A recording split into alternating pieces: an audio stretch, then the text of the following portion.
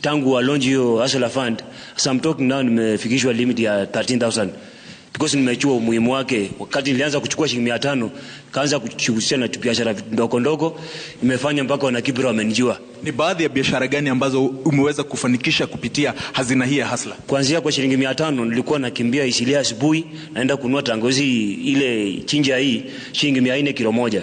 Nikikuja nikipima kwa hiyo 400 inanipatia 1,400. So nimepata shilingi 900. So kwa siku ninajituma naenda kama mara 2. So nikio 900 ni 1800. Kwa hiyo 1800 nikiongeza 500 niko na 20 something pale. So from 500 imenirusha kwa 2,500 only for one day. So mimi na encourage wale wana Kibra ile maneno ya kusema kwamba creation of jobs si tutaenda wote kwa ofisi. Ile pesa kidogo kidogo yenye rais alilonja akaambia mheshimiwa Jelgui ambia patia wananchi wale wadogo ndio imefanya hata somehow nimechulikana Kibra because of that 500 shillings.